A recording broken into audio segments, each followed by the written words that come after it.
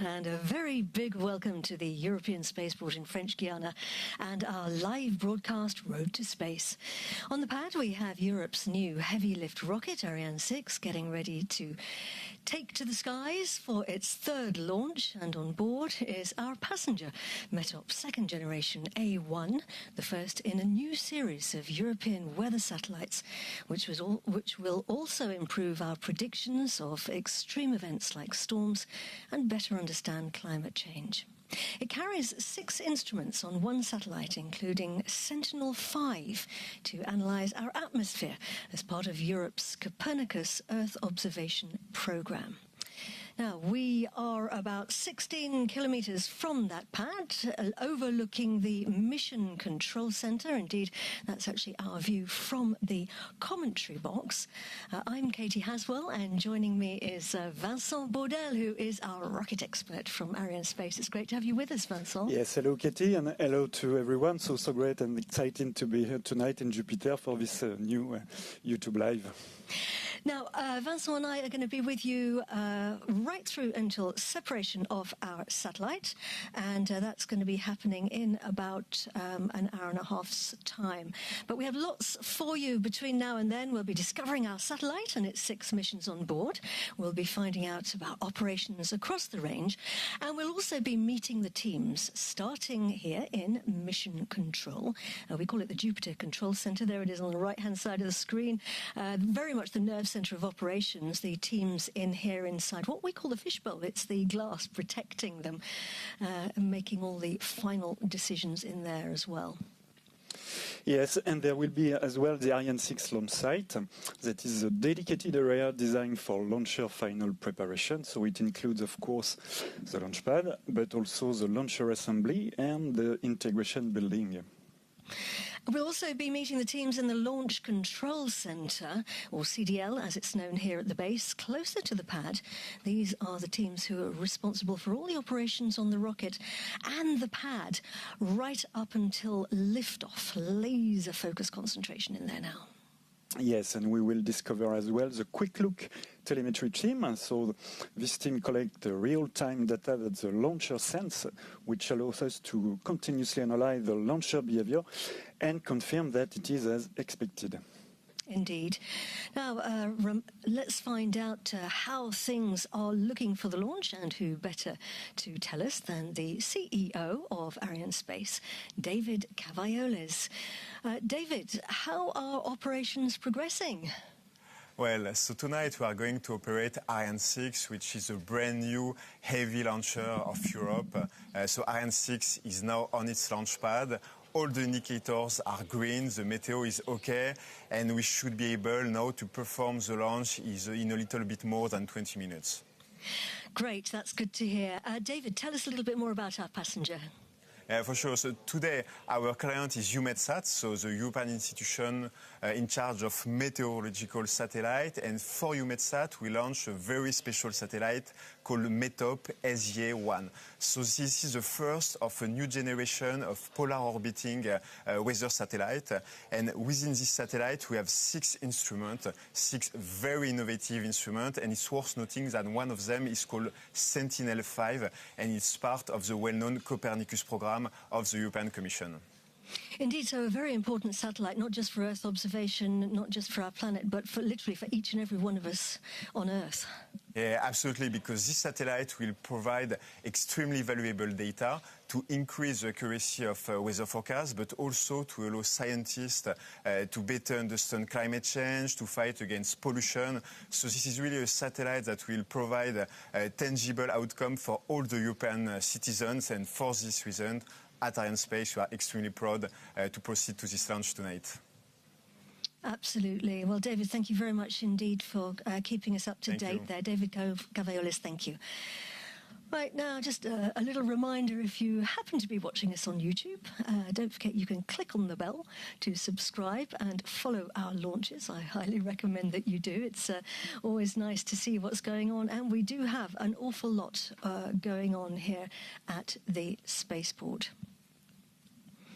21 minutes and 47 seconds to launch our rocket on the pad there.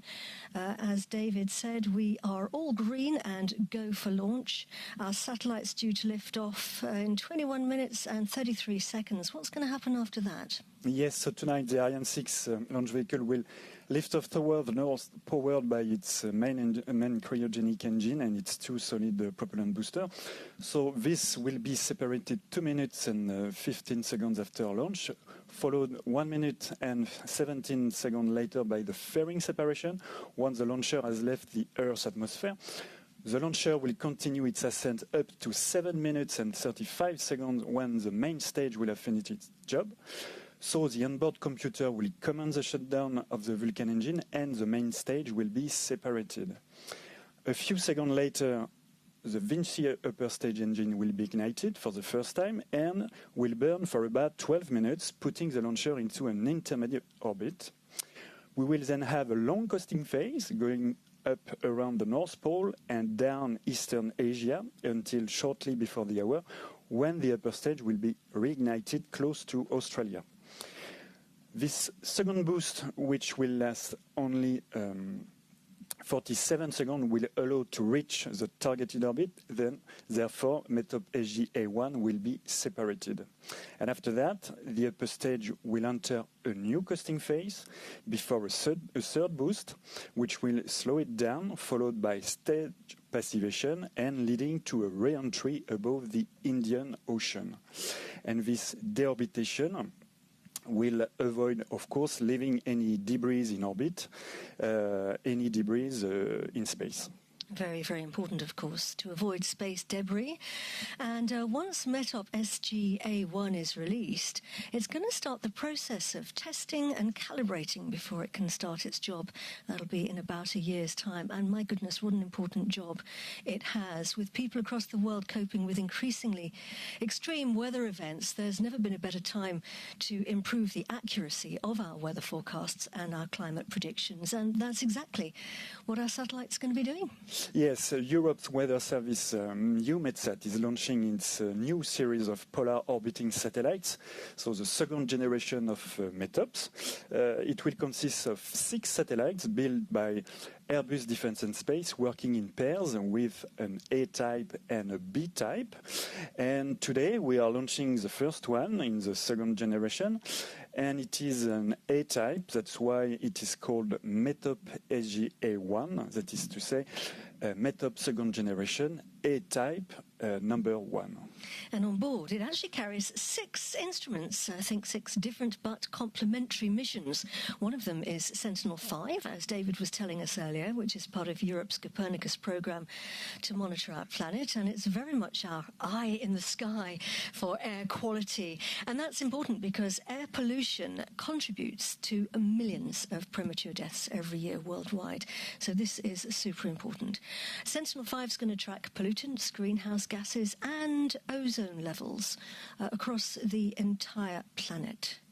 So let's find out a little bit more now about our satellite, METOP-SGA1.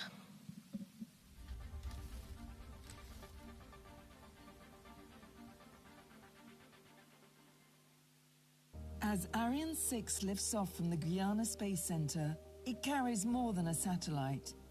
It carries the future of weather and climate forecasting in Europe. On board is METOP-SGA1, the latest in Europe's family of polar orbiting meteorological satellites, developed by Eumetsat in partnership with ESA, the European Commission, CNES, and DLR. Its mission: to provide the data we need to understand the weather today and the climate of tomorrow.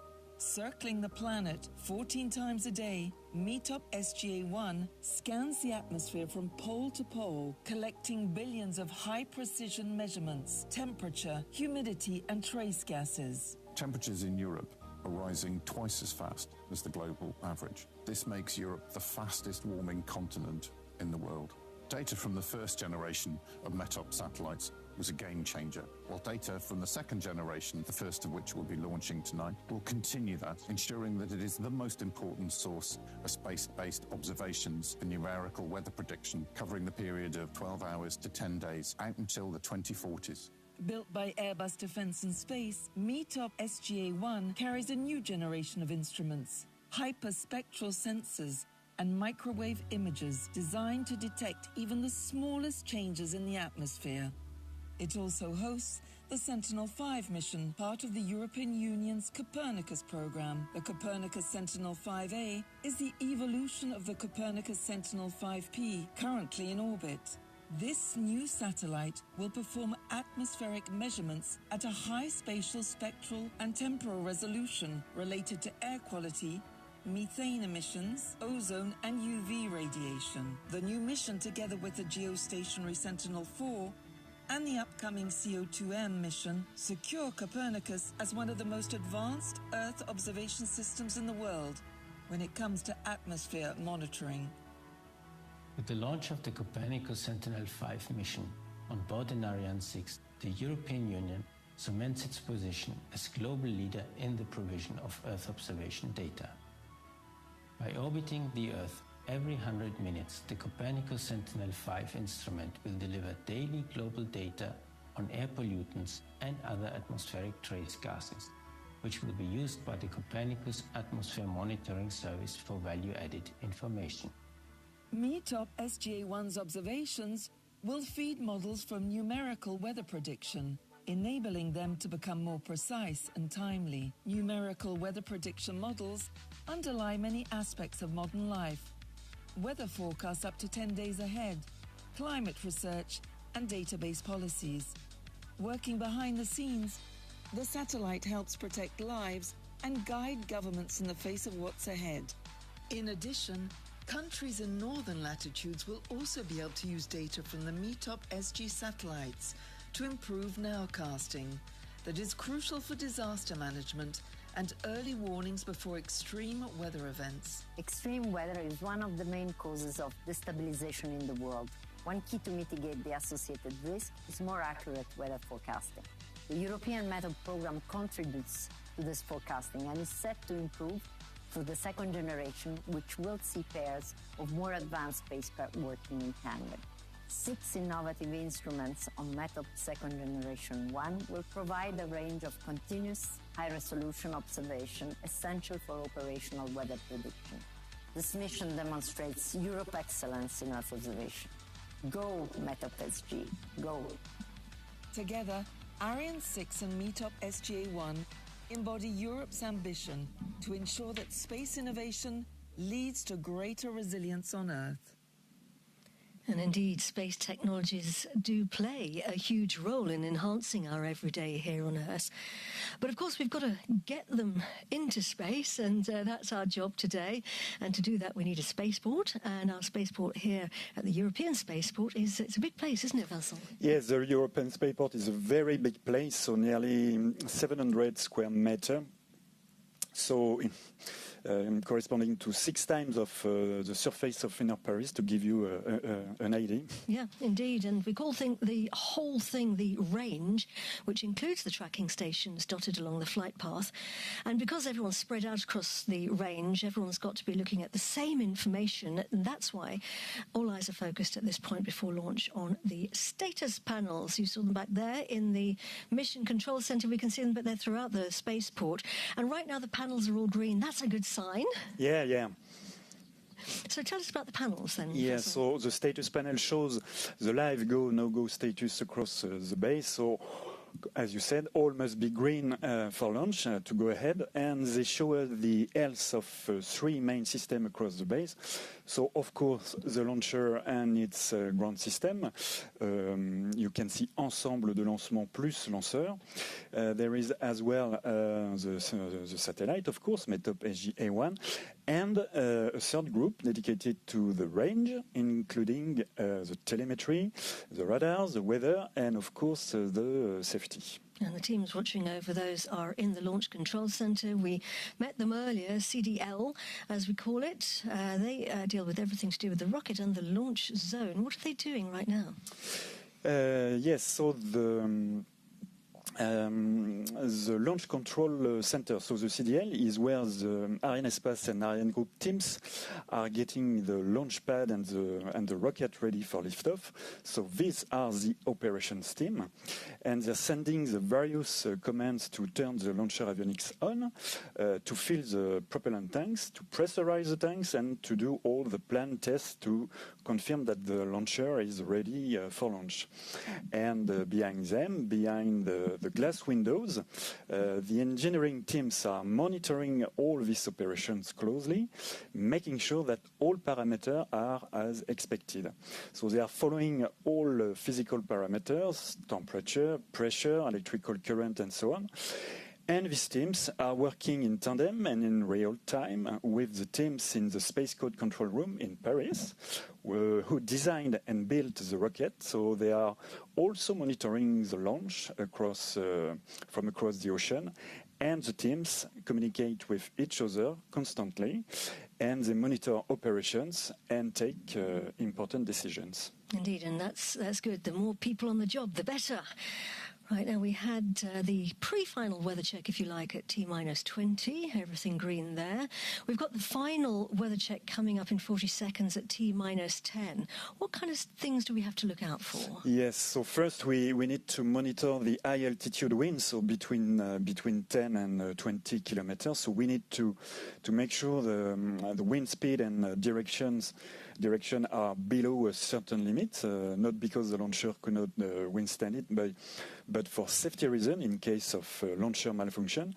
And we need also to monitor the risk of lightning during the ascent to avoid being hit by lightning, which could harm the launcher avionic. We monitor storm clouds, and on the ground there is not such a problem because we have 4 lightning masts, as you can see on the screen. So 4 lightning masts to protect the launcher while sitting on the pad. And we use a weather balloon, don't we? Yeah. We use weather balloons carrying instruments that send back information on atmospheric temperature, pressure, and humidity. And we use as well sensors around the launch base and along the coast for the wind and for the lightning. And the weather status panel is green, so that's good news. We go for launch. We've had some very clear skies in the last few days here, so fingers crossed for a very beautiful launch tonight. 9 minutes and 14 seconds to go. Here on the pad, we've got various things we can look at. You mentioned the lightning towers. Have a look at that great big building behind the rocket. It's called the gantry, and it's got various jobs, but the rocket is actually, it was protecting the rocket before the launch, and it's actually built on great big wheels, isn't it? It's rolled back just before launch. Yes, so the gantry, the mobile gantry, so it is a very huge structure, so 8,200 tons of metallic structure, so it weighs about the same as the Eiffel Tower. So it's built on wheels, and it rolls back just before launch. It travels very slowly along a set of rails at 7 meters per minute. So 90 meters high and 40 meters large, and 120 meters rolled back. Very big. Now, this was some weeks ago, the operations to prepare the rocket. So the cryogenic stages of the launcher arrived in French Guiana on the brand new cargo ship called Canopée, which is also powered by wind. So they were then transferred to the spaceport, and launcher operations started with the horizontal assembly of the main and upper stage in the launcher assembly building, followed by several verification and checks. Mid-July, the integrated core stage was transferred to the launch zone on an automated guidance vehicle, and once it arrived on the launch pad, it was vertically tilted, lifted up inside the mobile gantry, and accurately positioned on the launch table. And of course, the 2 boosters were then transported to the launch pad, and of course integrated onto the main stage. After that, our passenger, METOP-SGA1, arrived in French Guiana in mid-June. The spacecraft container was transferred to the preparation facilities, where it was unloaded in the clean room. Some inspection, checks, and health tests were run. Then the spacecraft was transferred to a special hazardous clean room where it was fueled. The combined up started with the mating of the spacecraft on its fly adapter. The spacecraft stack was then transferred to the final assembly building where it was integrated on the Ariane 6 launch vehicle adapter. And after final cleaning and checks, the two half fairings were positioned around the spacecraft and finally assembled. The satellite and fairing stack was transferred to the launch zone by road, and once arrived on the launch pad, the composite was hoisted inside the mobile gantry and integrated on top of the launcher, an operation completed last Wednesday. And about 9 hours ago, the mobile gantry was rolled back. Indeed, to reveal our rocket. And, of course, rolling back the gantry marked the beginning of what we call the actual final countdown. There have been lots of operations, haven't there, in these last 9 hours or so. What are the highlights? Yes, so after the gantry was removed, all the propellant lines were flushed to avoid any leftover humidity in preparation for the cooling of the lines, and then the start of fueling, which started around 6 hours before launch. In parallel, there have been electrical checks and harmings, getting the telemetry and radars ready. And now we are in stable situation, waiting for the start of the automatic synchronized sequence. And that's coming up in the next 20 seconds. Our range operations manager getting ready to announce it.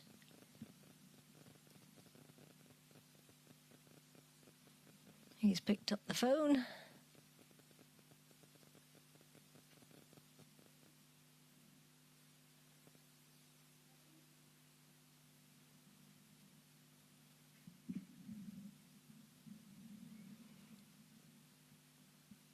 So the synchronized sequence, the automatic sequence, is normally the last 5 minutes of a countdown. So far, we have not actually received yet a confirmation that that has been triggered. We're looking at green status panels.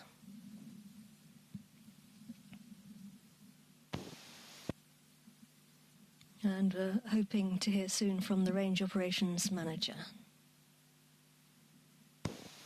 À tous de DDO, séquence finale lanceur passée à H0-5 minutes. Okay, so we have... Has he announced the beginning of the sequence? Yeah. He has indeed. Okay, so that's good news. The last 5 minutes of the of operations, and lots going on during this time. Lots of very, very detailed operations and very fast timed to the millisecond. Yes, and all those operations are very precisely timed, combining system checks and pressurization of the cryo tanks, activation of different systems and valves. The control of the operation is gradually being transferred from the ground to the computer on the launcher, and it will be the launcher on board the computer who will actually send the main engine ignition command. The same computer will check the main engine before sending the fueling arms disconnection and booster ignition commands for liftoff. Since we have a fixed launch day today,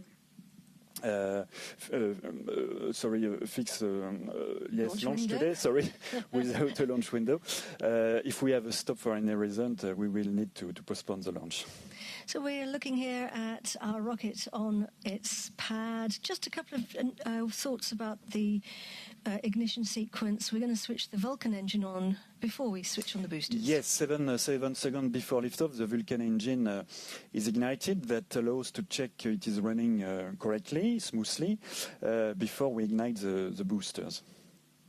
And let's just briefly tell people about the cryogenic arms, Vincent. You can't see them here, but actually once we get another shot of the rocket there, we've got a great view of them, those yellow arms. Yes. So they're clamping onto the top of the rocket, and they are feeding cryogenic fuel into the top of the rocket, very, very ultra cold. Yes, so the cryogenic arms, so 13 meters long and 20 tons.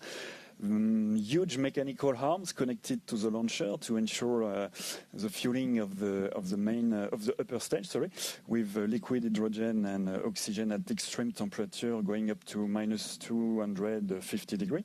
And they also enable to maintain a constant pressure in the tanks and the stability of fluid inside the launcher up to the liftoff time.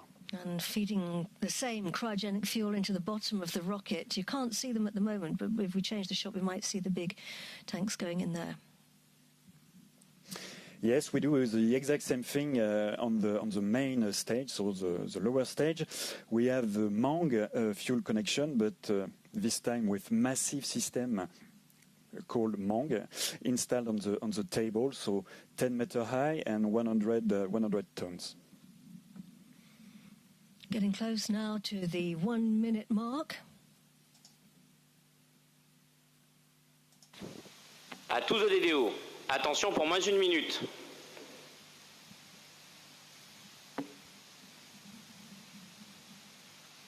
Top à 0 moins 1 minute. We are 1 minute to launch. Our very best wishes now to all the teams.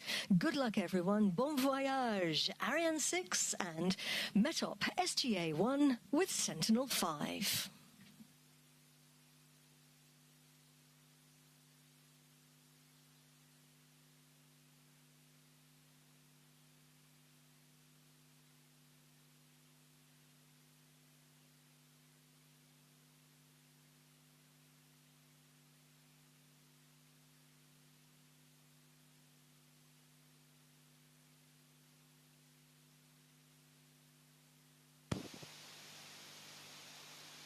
À tous de DDO, attention pour décompte final.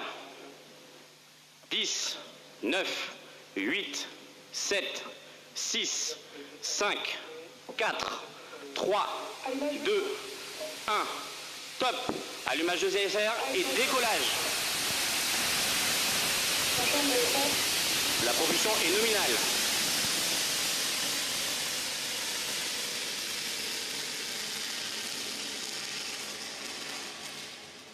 Pilotage calme, paramètres à bord sont normaux.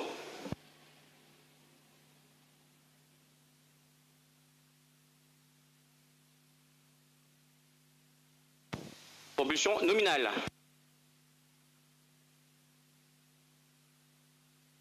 Les paramètres à bord sont normaux, la trajectoire est nominale.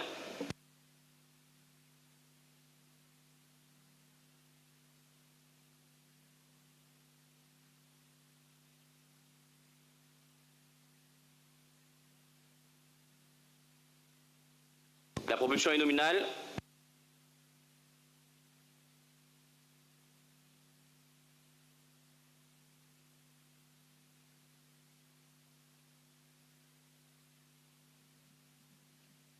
Paramètres à bord sont normaux. Passage ultrasonique. On board the third Ariane 6 rocket. Blazing a trail across the night skies here over the Guiana Space Center, the European spaceport in French Guiana. They have started their journey. Pilotage calme et passage de la pression dynamique max. We are hearing that the pressure is calm, everything is going well. And we are looking here at two boosters, Vincent. They're doing all the work right now, aren't they? Yes, we can see the two boosters. So we are in the booster phase. So the mass of the launcher on the pad, 535 tons. So to lift off, you need more thrust than weight. So we need 900 tons of thrust, and the booster are providing nearly 90% of Début de booster ESR, paramètres à bord normaux. He's telling us that everything is going Pilotage well. calme. Everything is normal. Getting close now to... We should see, actually, those boosters being jettisoned on our cameras. We'll see two dots kind of moving away from... We're looking there, I think, at probably the engine on the main stage. There we go. We can see the boosters. Séparation ESR. And we have confirmation, and that's what it looks like. The two boosters falling away there. La propulsion est nominale. Yeah. So lucky we've got incredibly clear skies. Image, yes. Looking now at the main engine, the Vulcan engine, which is now Trajectoire nominale. and he's telling us that everything's normal. Right now, the next thing to be jettisoned will be the fairing. That's the top, the nose Manœuvre cone enroulée en of the cours. rocket. Tout est nominal. Everything's fine, and the fairing is protecting our satellites. Actually, we've got a good view of it there on our CGI images, the top of the rocket, the cargo bay, if you like. Our Les paramètres à bord sont normaux. stowed inside there, Vincent. It's got a number of jobs, hasn't it? Pilotage calme. Yeah, the fairing on top of the launcher has several jobs. So the first one, as you can imagine, is to protect the satellite on the ground from dust, humidity, and so on. Trajectoire nominale. And at launch, it is an acoustic protection against a huge vibration generated by the different ignitions. It's very loud. Yeah, and during the flight, so right now, it protects the satellites against Séparation air friction and the extreme heat as we travel through the dense part of the atmosphere. And now, We have separation of the fairing. It's been jettisoned, so we don't need that anymore. We're out of the dense part of the atmosphere that you were describing. And look at that. Paramètres à bord nominaux. We can see our satellite for the first time, and it's a big one. It's the gold structure. yes, so we can see the METOP-SGA1 spacecraft position on top of the launcher. So it is attached to the upper stage with a conical adapter. So METOP-SGA1, a big bird of more than 4 tons, positioned on top of the launcher in stowed configuration, of course, for the flight. So in gold color, we can see the multi-layer insulation that covers and protects the spacecraft sensitive elements from thermal radiation. And in gray and black, we can see other parts of the spacecraft like instrument or specific equipment. Propulsion nominale. Indeed, he's telling us everything's going well up there in space. And yeah, those instruments, we have 6 different instruments on board. Let's tell you about them. If we go clockwise from the top right, everything's going well. Yazi, next generation, giving us profiles of temperature and humidity, also giving us information about the gases in the atmosphere. Yes, and just below, the RO, that is to say, radio occultation sounder, it listens to how the signals from navigation satellite like GPS and Galileo bend through the atmosphere to map temperature, humidity, and pressure. And then below that, we've got MWS, the microwave sounder. Now that's able to see through clouds, giving us information about temperature and humidity, as well as snow and ice. Yes, and on the other side, we have the 3MI, which is, that is a new way of monitoring the tiny particles, the aerosol high in the atmosphere associated with the formation of clouds. And just above, Sentinel 5 that will gather data about our atmosphere and air quality as part of Europe's Copernicus Earth observation program. Indeed, and then, right at the top on the top left-hand side is MET-Image. It's a visual and infrared imager giving us high-resolution images which are very useful for... He's telling us the propulsion is normal, very useful for looking at the clouds, and the land surface is also useful for looking at sea ice and the surface of the oceans. So 6 incredibly important instruments all packed on board one satellite bristling with technology. And our satellite METOP-SGA1 is a great example of teamwork and European excellence. Pilotage calme, propulsion nominale. In observation from space, it was built by a consortium of different industries led by Airbus Defence and Space. Now, a quick word about trajectory. Top right-hand side of your screen, the green line is the planned trajectory, and the white cross is our actual position of our launcher. So, we are burning, Vincent, the main stage. It's that whopping great big tank of fuel in the middle of the rocket. Yes, we are at the end of the main stage flight. So, the main stage, 33 meter high, a mass of 23 tons, and fueled with 154 tons of cryogenic propellant. Yeah. And he's just confirmed there that we've switched the main stage off. Séparation LLPM. And we have separated it and jettisoned it. Premier allumage Vinci. And we have ignition, our first ignition. Tous les paramètres à bord sont normaux. Vinci upper stage, and everything is going according to plan. So yes, now we've really gone into the next phase of our flight. The upper stage has taken the baton. Its job is Orbite atteinte avec section Vulcain nominale, les paramètres à bord sont normaux. Everything's going fine. Everything's going according to plan. Its job is to deliver its Pilotage passenger calme. to its required destination in space where we can drop it off. And to do that, it's got the engine on it, which is the Vinci. Yes, the engine. Vinci. So the upper stage is equipped with the Vinci engine. So Les paramètres à bord sont normaux. two ignition of the engine will be necessary to reach the separation orbit. So and now we are in the first boost of this upper stage engine for a duration of 700. Premier allumage APU. Les paramètres à bord sont normaux. 15 seconds. That is to say, a little bit less than 12 minutes. And he's just announced that we've switched on a new thing called the APU, a new device. Yes, the APU, an innovative new device on the Ariane 6 upper stage. So it performs a number of critical functions, La propulsion est nominale. including helping with engine reignition and enhance Pilotage finally, calme, tous les the paramètres à bord sont normaux. versatility of Ariane 6. Our flight path takes us, as you said earlier in the show, Vincent takes us up over Trajectoire the nominale. North Pole, heading up towards the Caribbean, and we'll be going past Canada, up over the North Pole, and then we'll be coming back down the other side past Southeast Asia, and we will be separating our satellite over the new Norcia tracking station, which is in southwest Australia. The CVI teams there, the quick look telemetry teams, focusing hard there. Can see Galileo, that was our tracking station. Pilotage calme. Tracking us. Paramètres à bord sont nominaux. Here at the Guyana Space Center, we're now going into the range Acquisition de la of télémesure par la station de Bermude. the Bermuda tracking station, so we're checking in there and saying hello to the teams in Bermuda. Trajectoire nominale, paramètres à bord normaux.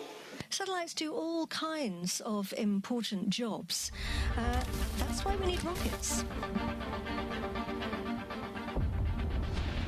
Changement de régime APU nominal.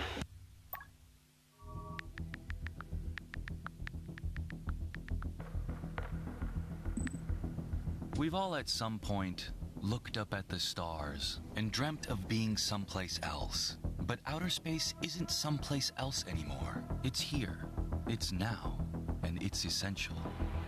But why go? Why do we need rockets? No rocket, no satellite. And without satellites, a whole world goes dark. Pilotage calme, propulsion nominale, tous les paramètres à bord sont normaux. Telecommunications, Earth observation. Everything uses space today. Farming, climate monitoring, energy, Trajectoire security. nominale. Space makes life better here on Earth.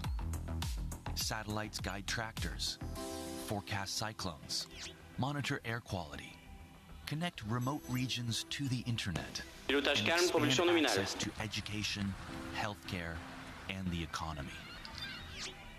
Satellites launched by Arianespace connect the world.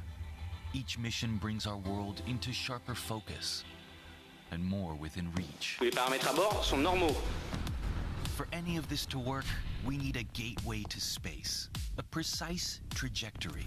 That's what Ariane 6 does.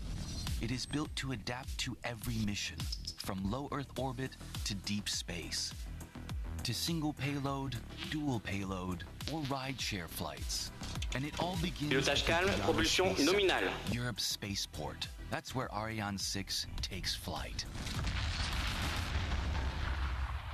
But launching a satellite isn't just pushing a button. It's a high-precision, high-complexity, tailored mission. That's where Trajectoire Arianespace nominale, comes paramètres à in. bord sont normaux. Like the conductor of an orchestra, from contract to orbit insertion, Arianespace adapts to every mission for customers around the world. Governments, space agencies, private companies. And in a world where space has become a strategic domain, Ariane 6 embodies reliability. innovation, and independent access to space. Because satellites launched by Arianespace watch over our lands, our seas, our world. Space is no longer somewhere far away. It's what connects us, here on Earth. Point de visibilité de la station de Galio. Space is closer than ever before. He's just told us that we've gone out of the range of the tracking station of Galileo, but we are now in Bermuda's range. So, yeah, it is Trajectoire nominale, tous les paramètres à bord sont normaux. Than ever before, but for this rocket ride, we have to go on a bit of a roller coaster. If you look at the top right-hand side of my screen, you can see the trajectory goes up and it's going to go down a bit. Yes, we can see the evolution of the altitude versus time, and at the time being, we can observe a decrease of the altitude in order to optimize and maximize the velocity by taking advantage of the gravity. It enables to maximize the energy and able to optimize the conditions at injection. And so that means that basically we're dropping a little bit in altitude now so we can pick up speed and climb higher and higher later in the flight. Here on a hill outside the spaceport is a very important group of people. Trajectoire nominale, tous les paramètres à bord sont normaux. CVI, the quick look telemetry team, here they are. They're really, really concentrating hard at the moment, aren't they? Yes, so the quick look telemetry team, so located at the Montagne des Pères outside the spaceport. So they're collecting real-time data which the launcher sends. So this includes the status of the engine, trajectory and flight control, and they compare the live data from the rocket to what has been predicted. So this allows them to continuously analyze the launcher behavior and confirm that it is as expected. And of course, they can confirm at the end if the satellite is well separated as planned. Trajectoire nominale, les paramètres à bord sont normaux. And the range operations manager is listening on his comms loop. So once they have confirmed the major events, then he calls them out to the rest of us across the range. Now we are 15 minutes into METOP-SGA1's journey to space, and lots of experts are going to be eagerly awaiting the data from it. One of those is the European Centre for Medium-Range Weather Forecasts. Now, when your local weather presenter tells you that it's the third hottest July on record, they're usually relying on data from the ECMWF. And the teams there gather information from the satellites and put them into big models. The Copernicus Atmosphere Monitoring Service are particularly looking forward to the data from Sentinel-5 to help them monitor the atmosphere and forecast air quality and climate change. And the director of the Copernicus Atmosphere Monitoring Service is with me now. Dr. Laurence Rouil. Laurence Rouil. Laurence. Good evening. Thank you very, very much indeed for coming up to the commentary box and swapping seats with Vincent. Laurence, you must be absolutely delighted to see your satellite flying in space. Yes, so delighted. This is exciting times for all the atmospheric chemistry community and the weather community. Very, very exciting times. And I'm just going to adjust your microphone slightly. There we go. Reste 3 minutes de pousser Vinci. Laurence, tell us, how do you use the data from the weather satellites? What do you actually do with it? You put it into models? Pilotage calme, propulsion So nominale. at ECMWF, the European Centre for Medium-Range Weather Forecast, we develop models that predict weather and meteorological variables, but also because we are the interested entity in charge of the implementation of 2 Copernicus services on behalf of the European Commission, so the Copernicus Atmosphere Monitoring Service and the Copernicus Climate Service.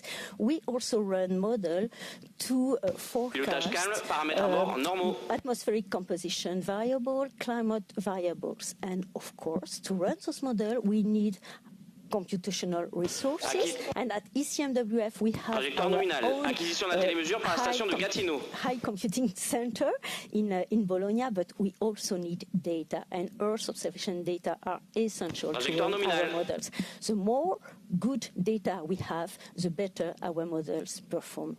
I'm just going to point out to everybody there that we've picked up the signal now at the Gatineau tracking station. That's on the north-eastern coast of Canada in Quebec. So we're being tracked now by the teams there. So, Propulsion nominale, tous les paramètres à bord sont normaux. And everything's going according to plan. Now, how will this new satellite and the data from this new satellite change things for you and your teams? In fact, this is a wonderful mission because there are, on this satellite METOP-SGA, there are at least 3 instruments that are very important for our atmospheric chemistry community. Sentinel 5, of course, but also IASING and 3MI. And with those, the data monitored by those instruments, we will be able to get new insights about atmospheric composition. I mean reactive trace gas, aerosols, but also greenhouse gases. And with that, we will be able to forecast air quality, to forecast air pollution episodes, to monitor air pollution episodes. We will also be able to provide a long historical data set of air pollution, for instance, of air quality, to assess the efficiency of the mitigation strategy, because with historical data set we can see whether the mitigation strategies that reduce emissions worked, and we can also assess and verify the quality of emission data, emission inventories that are reported according to the international agreement or according to the European directive, checking the difference between what is observed from Earth, from space, and what is modeled by our systems. So a lot of application. A lot of applications, and we're getting now close to the moment where we will be switching off the engine, and we have confirmation there, I believe, from the Range Operations Manager. I didn't quite hear, but I think this is certainly the scheduled time for us to be switching off our engine. So that's good news. So that's the next phase of our flight. He's telling us that the propulsion's normal. We've now entered what we call a ballistic phase. That's when we are being powered without the engine, so we're effectively coasting without the engine, and that's going to last for about half an hour, and everything's going jolly well on board. Question for you, Laurence. What does all of this mean to you and me, to us in our everyday lives? I hope we will improve the quality of our forecast, air pollution forecast, air pollution episodes forecast, to raise awareness in such situations.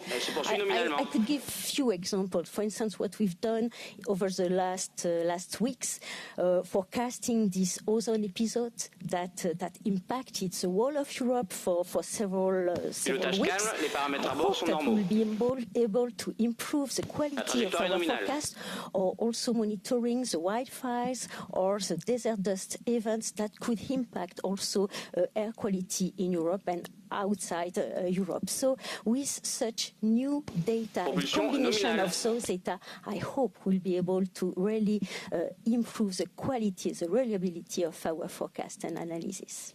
Well, thank you very much. We're all relying on you. Thank you so much for coming and telling us all about that.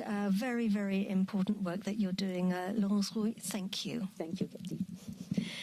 The Sentinel satellites are part of Europe's Earth observation program, Copernicus, with a family of satellites orbiting our Earth, gathering information about different parts of Earth's systems.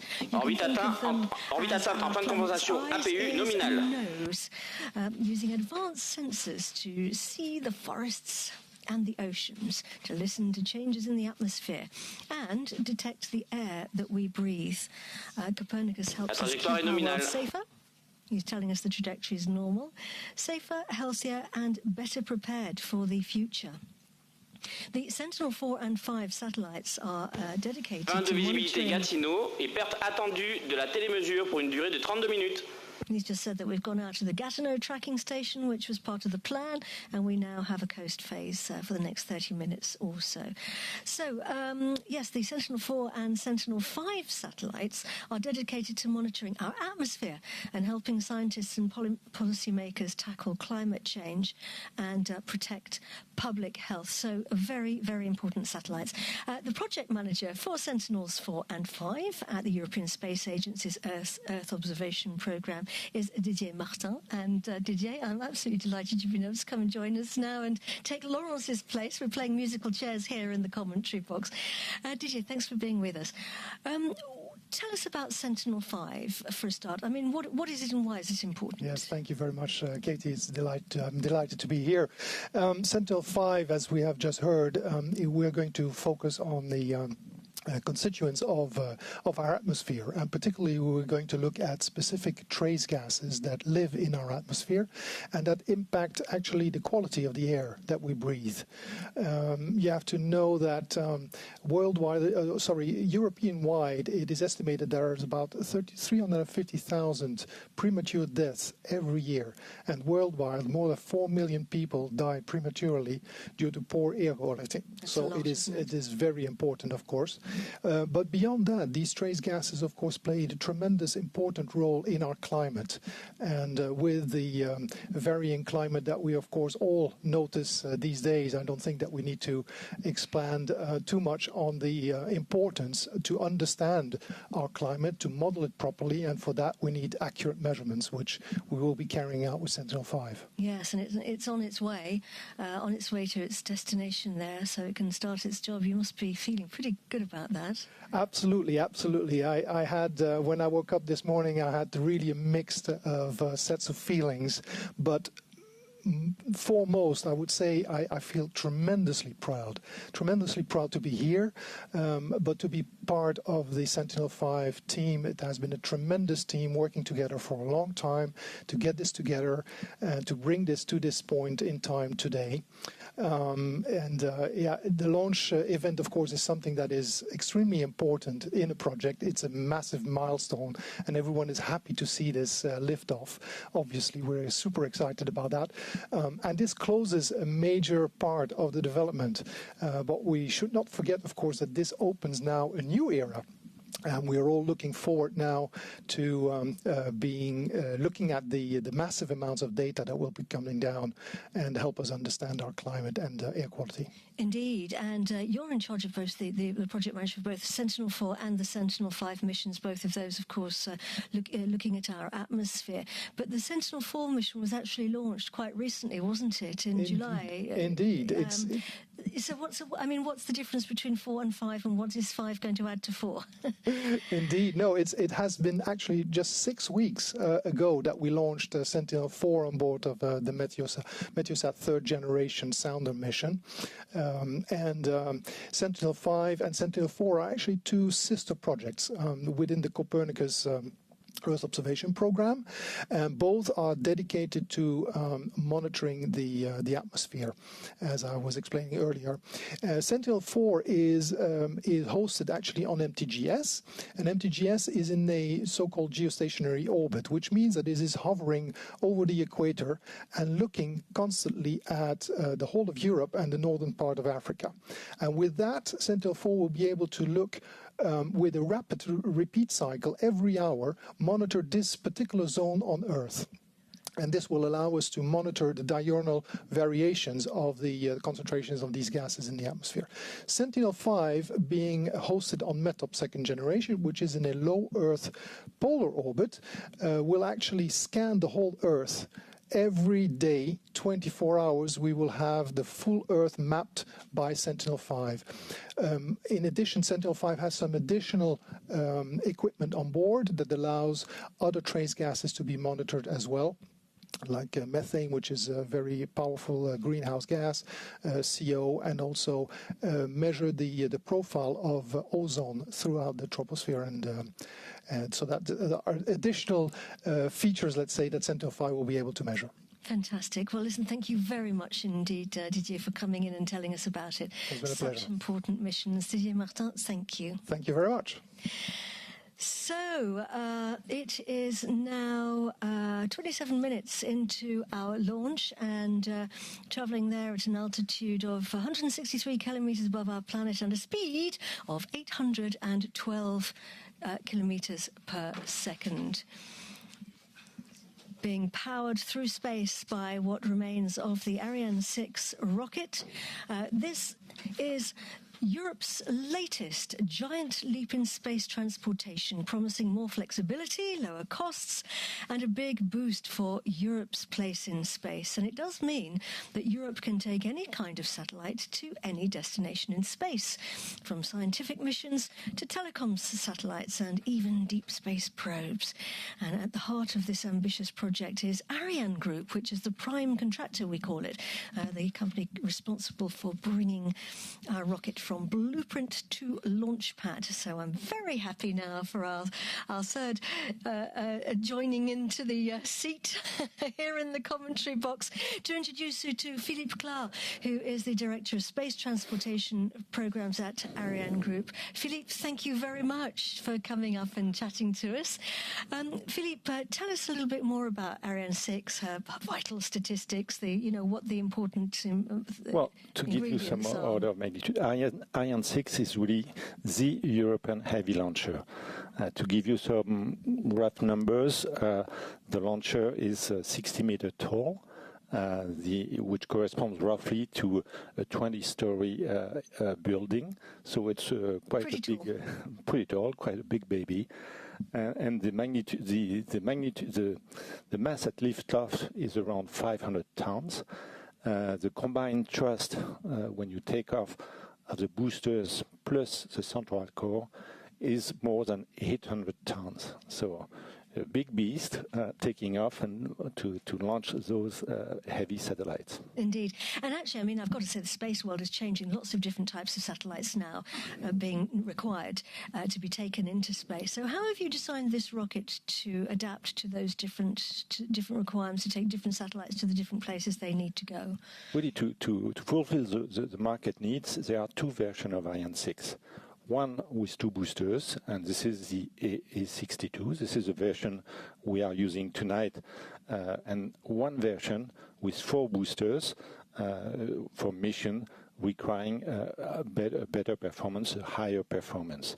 One of the main innovations of Ariane 6 to fulfill the market needs, it's upper stage, and right now we are in the phase of the upper stage with the VNC engine, which is a new engine. That this engine can be restarted a couple times during the flight. And this feature really gives a lot of versatility to the launcher to address many different orbits, depending on the customer needs, what the customer is requesting in terms of orbits. Tonight, we will have three reignition of the engine. And we've just done the first one a couple of minutes ago. And here we are in the coast phase now, going towards the next one. So, Philippe, how do you build this rocket? Let me first, Ariane is really a European project across 13 countries in Europe. And I would like to thank all the partners in Europe. There are more than 600 industry working on the launcher all year long. Those 600 companies representing 13,000 people across Europe working on the program. The integration of the rocket is like a giant industrial puzzle, and we at ArianeGroup we have to align all the pieces to fit all the pieces together at the right time. And the main integration part, the upper stage, is taking place in Bremen in Germany. The central core. The integration is taking place in Les Mureaux near Paris, and once those two stages are ready, they are transported by boat here in Kourou using the canopy boat, which is another innovation in the program. The two boosters by themselves are really manufactured and integrated here in Kourou. And before going further, I'd like to say hi to my colleagues in Les Mureaux. We have the technical teams over there supporting the team here in Kourou in case of more difficulties. So a big shout out to you guys. So what's next for Ariane 6 then, Philippe? Next, For Ariane 6, we're working to an improved version of Ariane 6. It's called Ariane 6 Block 2. With the larger boosters and with an upgraded version for the Vinci engine, which is the engine of the upper stage. And this will provide additional performance for our customer needs in the future. Yes, thank you very much indeed, Philippe. We look forward to that. Philippe Clar, thank you. You're welcome. Right, so we are now going to take a break and come back to you at 10:30 here in Kourou. That's 3:30 in Europe, Central European time. So see you back here then. Don't be late.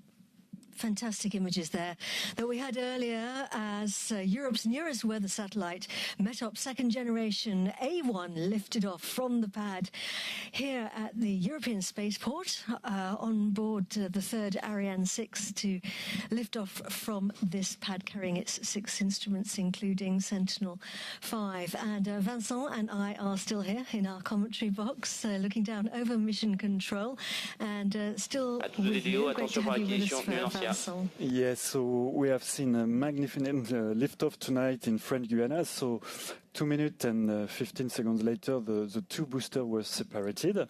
There was the fairing separation, revealing our passenger, METOP-SGA1, to the space environment, and a bit less than 8 minutes into flight, separation of the main stage, and the first ignition of the upper stage Vinci engine. And the first boost for 12 minutes approximately, then we switch off the engine, and shortly we will switch it on again for the second boost. Indeed, and the range operations manager there has confirmed that we've gone into the tracking station, the footprint, if you like, of the tracking station of New Norcia, that is in southwest Australia. So there we have that's how it looks up there with the engine switching on, the Vinci engine. And we have that confirmed. The Vinci engine has switched on now for its second burn. The propulsion is normal. Our CGI images showing us exactly what that looks like in space. These are predictions, our images. And piloting is normal. The trajectory is normal, and this is a short boost, Vincent. Yeah. We were on an elliptical orbit, and we need to synchronize it for satellite release, so we need to provide the additional velocity needed, and this is the job of the Vinci second boost that will last only 47 seconds. And as you say, an elliptical orbit, which is of course the shape of an oval. Deuxième extinction Vinci. And he's confirmed there that we've switched the engine off again. So we've effectively shot off one end of the oval and slingshotted ourselves onto a circular orbit. And that was the aim of the game. And everything is going nominally. So we are launching METOP-SGA1 for Europe's weather people, Eumetsat. It stands for the European Organization for the Exploitation of Meteorological Satellites. And that's what they do. They fly the weather satellites. It's an intergovernmental agency based in Germany, and it operates a family of spacecraft gathering information about the weather, the climate, and the environment. And the METOP fleet is one of them, and of course METOP-SGA1 is the new. It's the first in a new series, and Eumetsat actually works very closely with other countries, first and foremost with its 30 member states, but also with US, Japan, China, and many others. So very much an international organization. And the Director General is Phil Evans, and he joins me now. Phil, thank you very much indeed for coming into the commentary box. Everything's going really well up there in space. We're getting closer to our drop-off, our delivery, if you like, of your satellite. You must be pretty happy your satellite's on its way. Very relieved, very excited. I'll feel an awful lot happier in a few minutes when we've got confirmation of separation and signal acquisition. But yeah, fantastic. Yeah, indeed. So just talk us through the Eumetsat fleet. Eumetsat operates a number of satellites. Our core satellites, if you like, are a geostationary fleet that orbits at about 36,000 kilometres and is stationary over the equator. That's a satellite that's very good for monitoring and predicting short period events, intense storms that can have a devastating impact. The second area of mandatory programs is what we've launched this evening, is the low Earth orbit METOP satellites, which support numerical weather prediction out to 10 days. And in addition to that, that, we operate a number of other satellites, particularly for the European Commission's Copernicus program, mostly marine monitoring satellites, altimeter missions and the like. So very busy around in your headquarters, no doubt. So what about this satellite, though? I mean, the next generation, this second generation. What's that going to bring?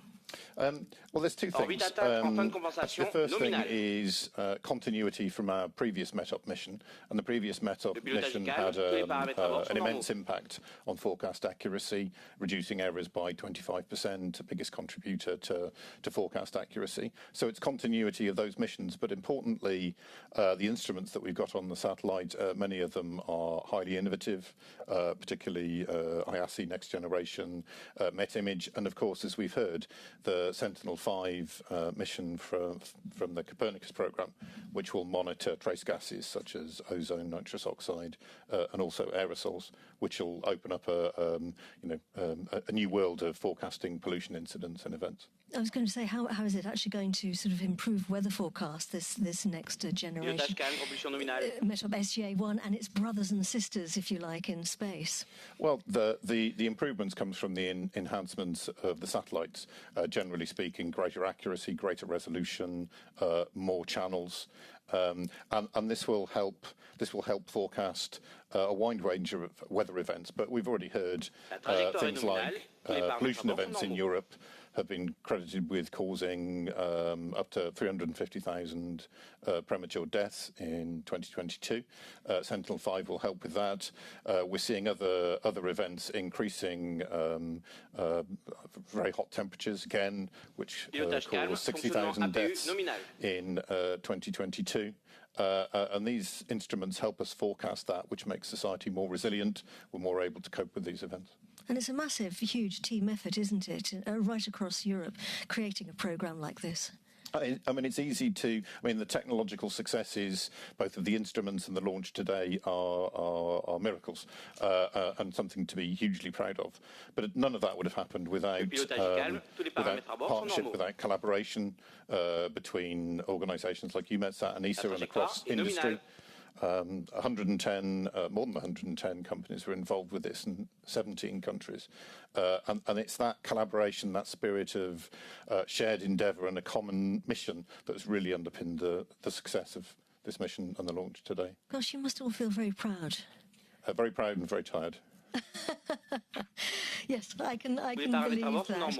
Listen, Phil, thank you so much for coming to chat to us and telling us all about it. And I'm wishing you now the best of luck as we get closer. We're about a few minutes away now until your satellite will be separated. So, Phil Evans, thank you. Thank you. So, let's turn the mic off. There we go.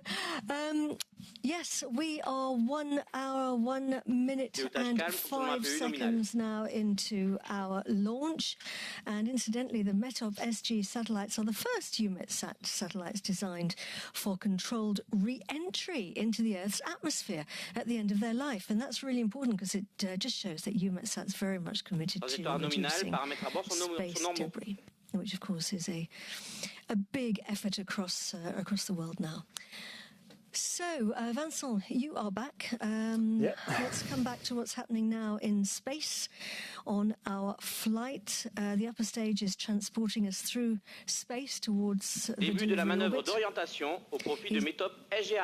He's just announced there that we've had the beginning of an orientation maneuver, because although the first part of the flight was all about propulsion and power, this part is all about precision and delicacy, because we really need to deliver the satellite to a very specific orbit, and to do that we've got to twist and turn and maneuver. So what's actually happening up there? Yes, so we are using the upper stage, so the new upper stage of the Ariane 6. So big innovation with Ariane 6 is mission flexibility, and the new upper stage is a key element contributing to the Ariane 6 huge versatility, and reignition capability. So it is designed to switch on and off up to 4 times, which enables to Ariane 6 to perform any kind of missions, embarking one or several payloads to be injected on different orbits. Single launch, as tonight for METOP-SGA1, dual launch, multi-missions with rideshare or constellations. La trajectoire est nominale. So it's a very versatile piece of kit, can take our passengers wherever they need to go, and even a number of passengers, as you say, there at the same time. So let's talk about what's actually happening now, Vincent. We're going through the orientation maneuvers, aren't we? Yeah, exactly. So on the separation orbit and before the separation of the spacecraft, the launcher is slowly oriented according to the satellite requirements. So tilting is done smoothly, and once the launcher is oriented in the correct orientation, the spacecraft separation is ordered by the upper stage. Trajectoire nominale.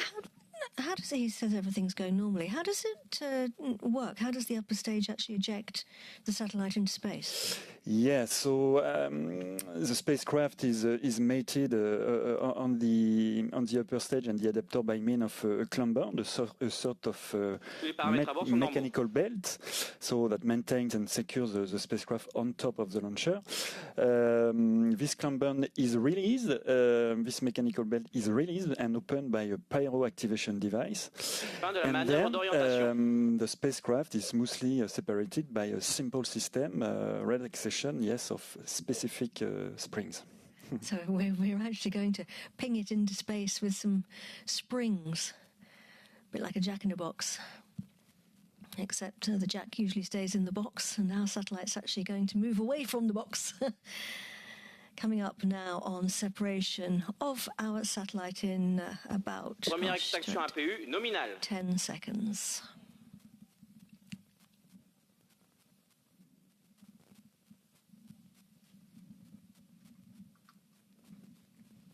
Séparation METOP-SGA1. And we have confirmation. Yeah. Great news. We are looking at some very happy faces. L'orbite à la séparation METOP-SGA1 est nominale. Nous restons en attente des informations du client sur la télémesure satellite. All the mission control rooms, in the CDL launch control room and in the mission Début de la manœuvre d'orientation pour le center. boost d'éloignement. And we're going to still going L'acquisition de la various... télémesure satellite est confirmée. Les paramètres satellites sont nominaux. And it would appear that we've also received very good news. So we have separation now, so we can see all the teams can relax a little bit now. And I think I've understood as well that we may have had an acquisition of signal from the satellite. Yeah. I believe that's what I heard. So if that's the case, then that's very, very good news. That means we've called home. So, well, that's wonderful news. Let's go back now. Les paramètres à bord sont normaux. La manœuvre d'orientation après séparation se poursuit. Let's go back now to the flight desk and to the CEO of Arianespace, David Cavaillolès.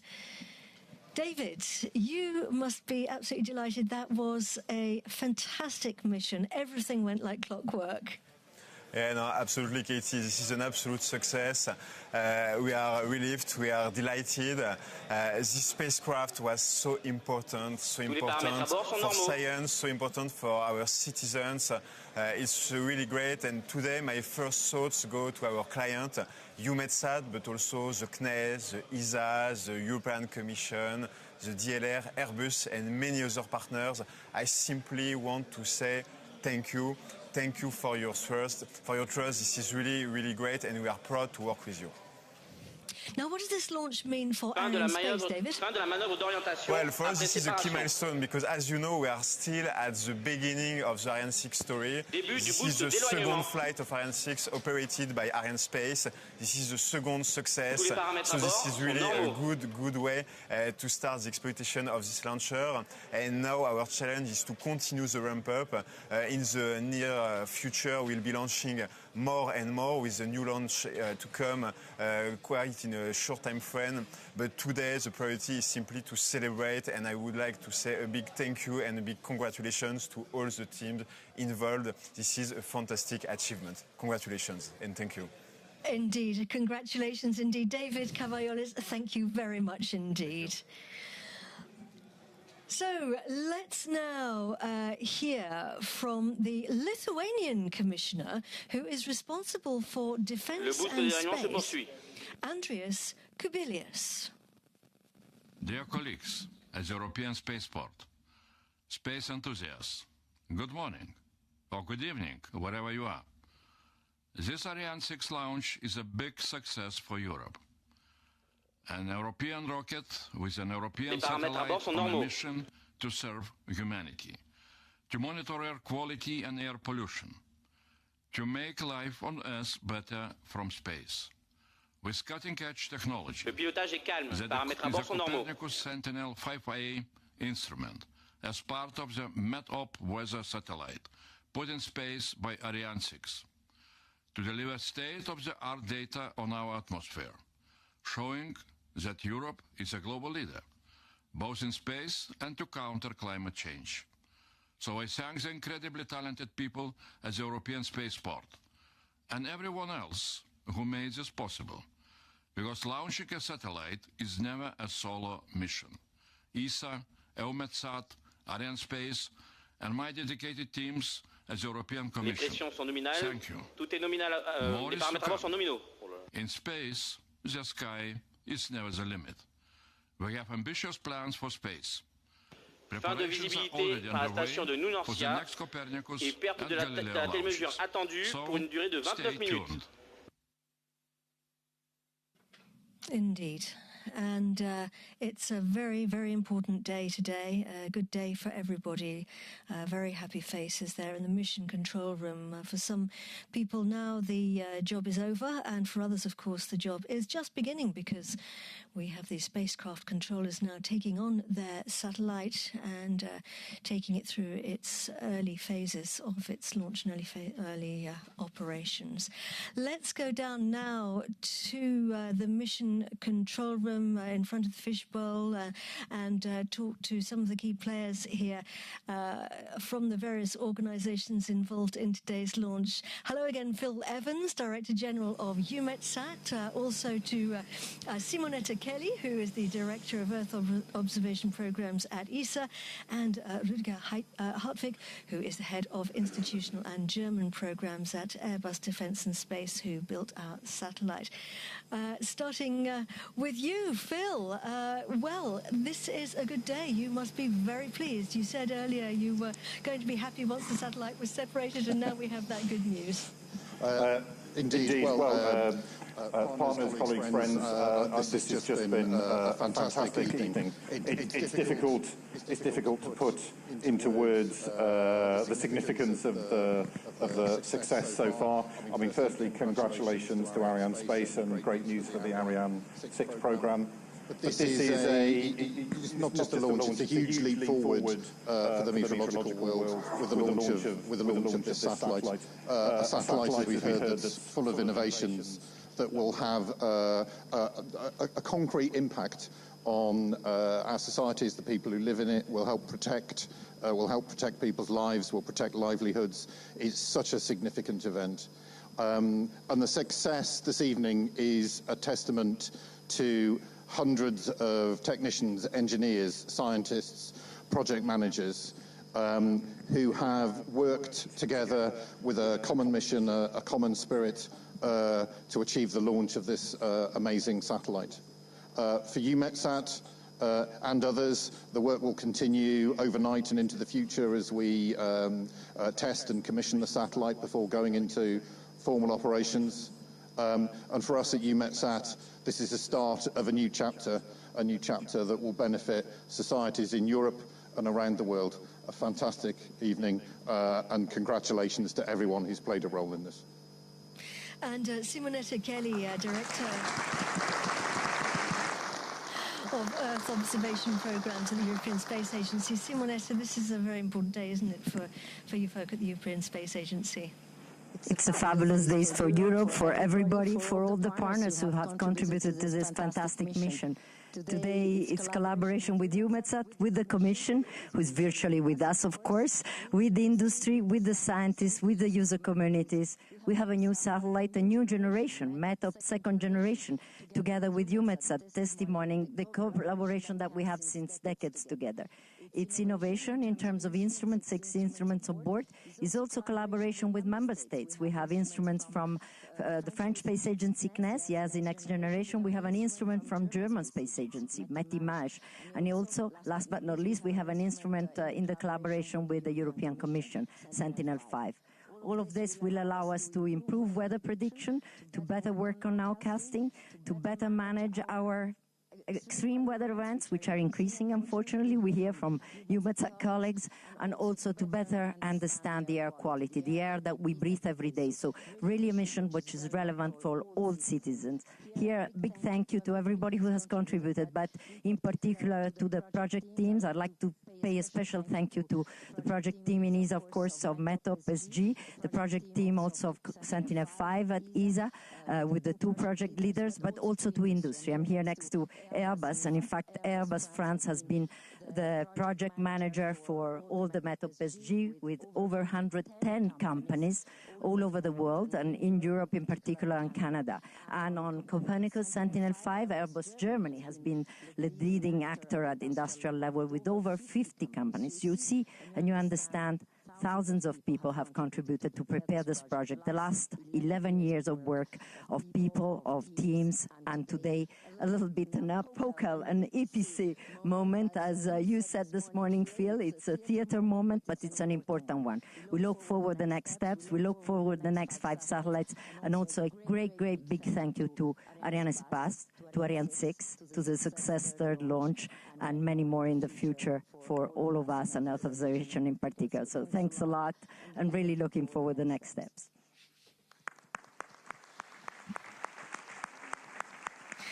And as Simonetta said there, Rüdiger, Hartwich, it has been an incredible team effort, hasn't it, across the board? Oh yes, absolutely. We are extremely relieved now. It's more than a 10-year journey on Earth to develop, design and build the spacecraft. And now, thanks to the fantastic job of Arianespace, we are in orbit, now starting the LEOP phase, which is another couple of months of work. But the moment where you have no control is sitting on the rocket and being lifted into orbit is over. And as I said, we're super, super relieved and looking forward now to a very good mission where the instruments can demonstrate their performance. And at the same time, this is already the outlook, next year we will have METOP-B, the sister satellite following, which will be another tremendous effort, and we really hope it will go as well as we have seen this time. Thank you very much, Ariane. Thank you very much indeed to you. And yes, we look forward to that launch next year, which it will be fantastic and very important. Thank you, ladies and gentlemen. Now, a good day.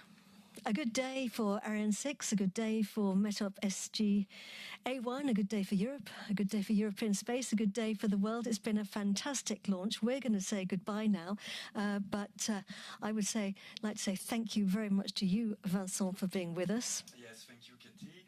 Thank you to our YouTube followers for joining us tonight. So, bon voyage. Thank you, Katie, and thank you to our YouTube followers for joining us tonight. And bon voyage METOP-SGA1, bon voyage Sentinel 5, and a very big up, yes, to my colleagues in Arianespace, in ArianeGroup, and all the team involved tonight. Yeah, absolutely. Big shout out, big up. Goodbye, everybody. We will be back here again for the next launch, so do join us then. But until then, from me, Katie Haswell. And me, Vincent Baudel. Goodbye. Bye.